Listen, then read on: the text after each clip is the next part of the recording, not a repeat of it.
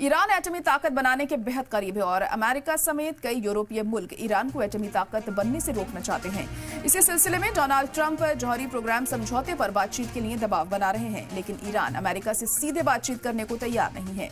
America ने Iran को धमकी भी दी है कि अगर वह बातचीत के लिए राजी नहीं हुआ तो वह उस पर हमला कर देगा। इसके बावजूद एक बार फिर ईरान ने अमेरिका को एटमी हथियार बनाने की धमकी दी है।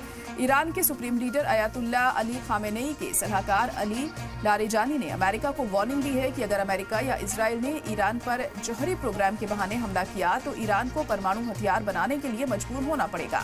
उन्होंने बताया कि ईरान के सुप्रीम लीडर अयातुल्लाह खामेनेई के मजहबी फरमान के तहत एटमी हथियार हासिल करने से रोका गया है, लेकिन उन्होंने ये भी कहा कि अगर अमेरिका कोई गलती करता है तो ईरान पर अपने लोगों का इतना दबाव होगा कि हमें परमाणु हथियार डेवलप करने के लिए मजबूर होना पड़ेगा। लारिजाना ने कहा कि ईरान पर फौजी हमले के संगीन नतीजे होंगे और सिर्फ बमबारी से ईरान का जौहरी प्रोग्राम खत्म नहीं किया जा सकता। उन्होंने कहा कि ईरान और अमेरिका के बीच किसी भी मुमकिना बराहे रास्त बातचीत का मकसद सिर्फ एक दूसरे की मांगों को समझना और आपसी रजामंदी बनाना होगा। इतवार को एक न्यूज चैनल को दिए इंटरव्यू में अमेरिकी सदर डोनाल्ड ट्रंप ने धमकी दी कि अगर ईरान ने जौहरी प्रोग्राम को लेकर समझौता नहीं किया तो अमेरिका ईरान पर अब तक की सबसे खतरनाक बमबारी करेगा। उन्होंने दावा किया कि अमेरिकी और ईरानी अफसरान बातचीत कर रहे हैं, लेकिन इस बारे में कोई तफसीली जानकारी नहीं दी।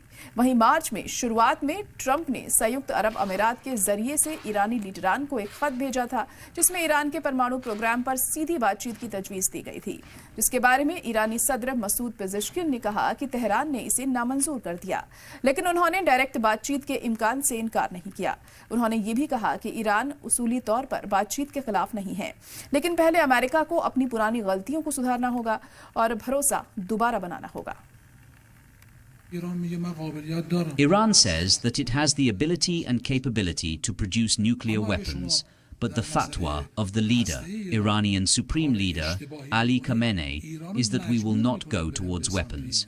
But if you do something wrong in the Iranian nuclear issue, you will force Iran to move towards that because it has to defend itself. When you put pressure on it, it will find a secondary justification. Iran will have no choice but to do that for the security of the country because the people will be asking for it.